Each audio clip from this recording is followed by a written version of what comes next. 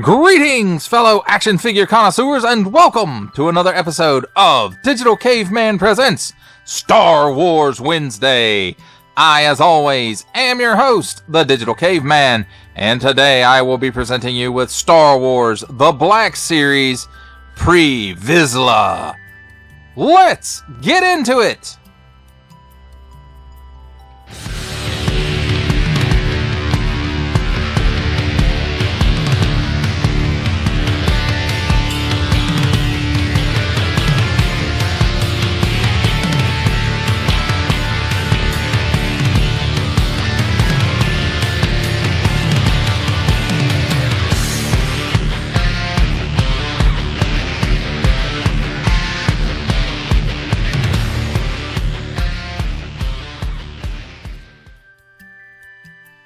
Let's begin with a look at the packaging. And here we have Star Wars The Black Series. This is on the front. Nice big window! Oh my gosh, plastic-free packaging. You're almost completely gone. And good riddance. Star Wars The Clone Wars Pre-Vizsla and the assortment number there. Warning, don't stick things in your pie hole that don't belong. Foreign up, Hasbro print on the bottom, small print, fine print, legalese print, made in China print, symbols I'm not going to learn, and a barcode. On this side, that stripe that continues around from the front around to the back, and it goes up the side at an upward angle, and then a little sliver of the window there. On the top, I forgot to mention earlier, there's a little hook, sliver of a window. On this side, nice artwork of Pre-Vizsla, and I almost wanted to call him Paz Vizsla. And then on the back here we have Star Wars The Black Series, and again a close-up or a closer look at Pre-Vizsla's artwork there. And then here, Pre-Vizsla was governor of Concordia, a moon of Mandalore. During the Clone Wars, behind closed doors, he led Death Watch, a secret group of commandos seeking control of Mandalore. And there it is again in some other languages. He's number 17 in the Clone Wars. Attention! Don't stick things in your French pie hole that do not belong there. Includes figure and 5 accessories. Warning, attention, Octoon! Don't stick things in any other language pie hole that don't belong there. Don't give it to babies. Small fine, legalese print, made in China print, Disney print, and Hasbro print. That, my friends, is a look at the packaging. Let's take a look at the figure and the accessories. And here we have handy dandy tweezers. So let's start with the accessories. And first off, let's start with the Darksaber. And I don't think any of this is new before, except for maybe the deco on the blade. It's much more per the animation style rather than the live action version. But the handle seems to be, at least from cursory examination, the same. And the blade is removable. You can see it's got that old school style end on it. A little bit bigger than what you normally get on the old lightsabers though. And then the hilt. And it just plugs in, and you can only get it in one way. You have to turn the blade where it's angled the same as the handle.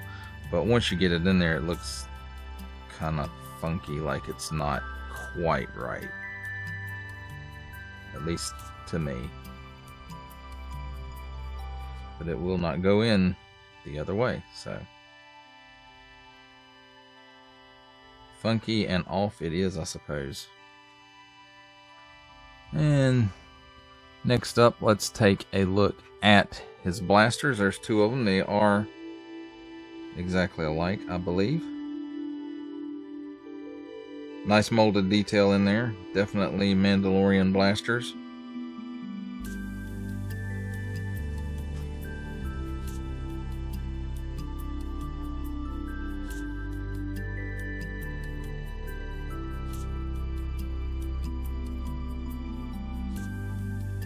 And next up we have his helmet or his bucket.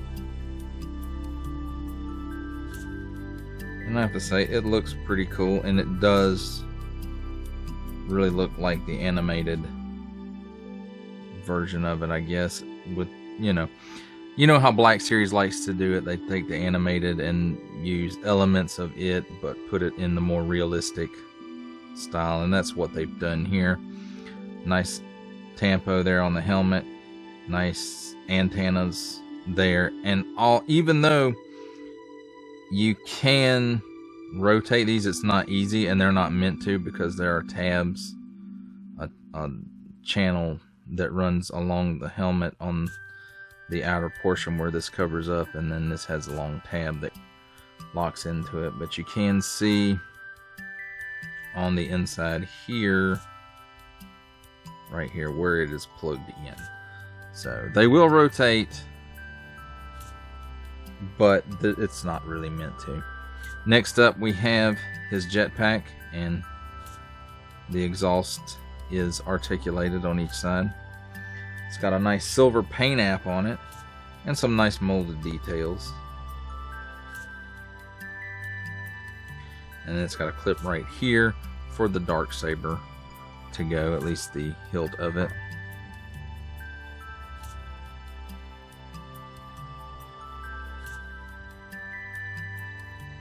And you just kind of clip it in there.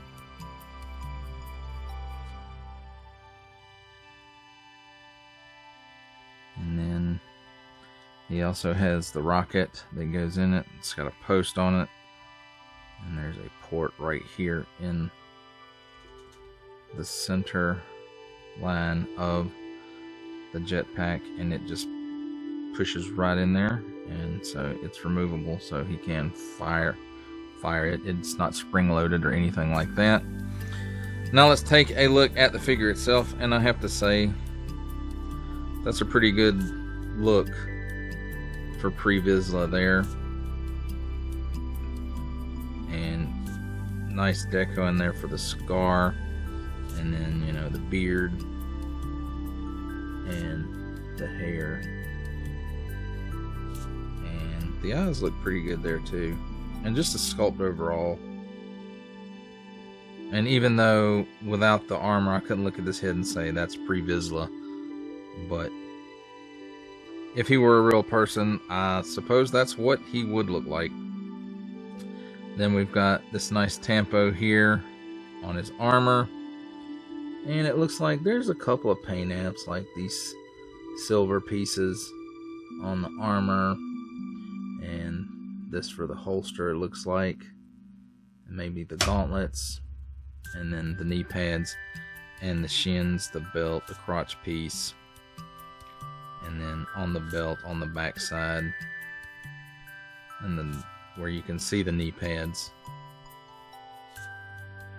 it is double hinged, pinned knees and hinge and swivel elbows, but it has this piece as a separate piece as well, and it rotates there, which I'm glad to see because of the hoses, so you can still get some rotation there, even though the hoses are connected into the gauntlet. And of course he's got these ports on the back where the backpack or jetpack does connect. As far as his articulation goes, he can look up that high, and it looks like he's on that hinge and ball like most of the Black Series is. And I think this body is reuse, maybe from the Jango Fett, the last Jango Fett they did. So he looks down that far. He's got some chicken neck. He's got a very slight waggle. He can do the full Exorcist. At the arm, 360 degree rotation, and not quite 90 degrees to raise it up because this armor piece does get in the way, but I do like how it slides up under this armor overlay. Or at least I say it's an overlay. Might not be. It is not an overlay. So that's cool. It's got a cut right here, just above the elbow. And it does rotate 360 degrees there. And then it will swivel at the elbow joint as well. However, the hoses mess that all up. Now on this side, this gauntlet is loose and you can't adjust it. This one doesn't seem to be. I may be able to take some heat to it and loosen it up so that it flows like this one, but as of how it came out of the package, it does not. Now bend at the elbow gives you a little less than 90 degrees, 360 degree rotation at the wrist on an in and out hinge, sadly, and in and out hinge on the other side, sadly, as well. Now there's a cut in the torso, and he does have a little bit of hula movement, but not a whole lot. 360 degree rotation. He doesn't really lean forward or back at that cut. So now at the hips, he can give you that much of the splits, which isn't much, but the holster panels and the belt overlay there kind of get in the way a little bit. So he can kick forward approximately 90 degrees and back none at all, really. There's a cut here at the upper thigh, and because of the holster, the paddle that holds the holster on there, it will not go all the way around, but without that it would go full 360 degrees. As I mentioned before, double hinged pinned knee, but it does still give you a good bit of range in the movement. So it gets up that far, and then nothing in the shin. At the ankle, tilts down that far, tilts up that far, and forward facing pin for rocker. Now as far as all of his accessories, again, the helmet just goes on his head. His blasters, he can hold them in his hand, or they do fit right down into his holsters.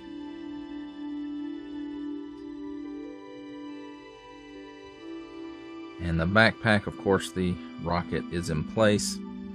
So you just line up the posts with the ports on its back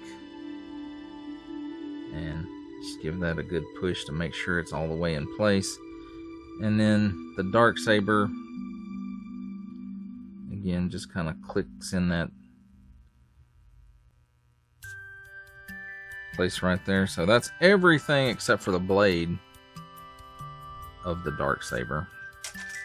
And it doesn't really like to stay in there very well, does it? Nope, it don't. I don't know. Maybe a magnet will do something there. But there you have it, my friends. He doesn't want to stand up because of the rocket on his back, so leaning forward just a little bit. Well, there we have it, my friends. Vizsla and his accessories. It's time for my favorite part of a review, comparisons. And here we have the Clone Wars era Death Watch Commander Vizsla with the Death Watch Trooper from the Mandalorian flashback scene. We have Bo-Katan Kryze as she appeared in the Mandalorian, and also from the Mandalorian, Kryze's descendant, Vizsla.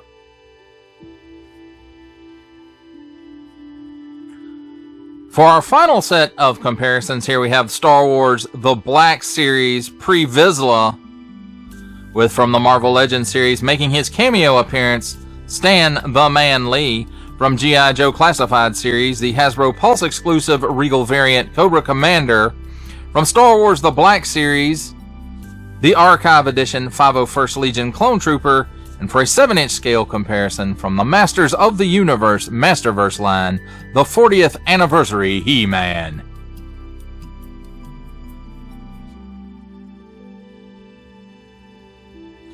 For final thoughts on Star Wars The Black Series Vizsla, I have to say overall I'm happy with this figure. Well, maybe not happy, but satisfied, I guess, with this figure. And that's not to say it doesn't have some issues. And as you can see, as it's spinning around here, you do kind of have to hunch him over a little bit with the backpack stand. Even without the backpack, he doesn't want to stand up real well. And I do kind of wish that they had updated the knees on this mold for this release. It really, I think, would have not necessarily improved it, but helped the longevity of it, I suppose, because the pin knees usually are a little bit weaker. But of course, the pieces in the knees that the knees are pinned to are really thick, so maybe that won't be too much of an issue with this guy. I do like the fact that everything can store on the figure except for the blade, unless he's holding the Darksaber in his hand, in which case he's holding all, the figure contains all of the accessories. And that's probably how I'm going to display it, with him holding the Darksaber. I do like the design, I do like the deco, I do like his jetpack, and this really has been needing to be made for a long time. And I'm glad to see, we're swinging back around to where the Clone Wars is getting some more love in the Black Series. I'm looking forward to the Magna Guard and the Clone Wars Ahsoka that's forthcoming the later seasons one, but not the last season one, because that one's already been released, and eventually I might get my hands on it. I don't know. Or hopefully they'll remake it and it'll be a better version. But again, yeah, I like this character. Now I have, somebody for Maul to go up against for leadership of the Mandalorians. And again, I'm glad that they finally got this guy out, and that he has that Black Series aesthetic where they kind of shift the animated look into a more realistic look, but it still has some of those animated elements as well. But that does it for the review. I hope that you enjoyed it. I enjoyed making it. Only support from viewers like you make this programming possible. Each view does count, and I do appreciate each and every single view that I receive. Thank you, and thank you so very, very much for supporting this channel through viewing. Comment below, like, share, subscribe if you'd like to see more reviews or just help the channel out further. Or both, that's even better. And don't forget to ding that bell so that in the future you will be notified as my new content becomes available. That's a wrap, folks. I'll see you next time.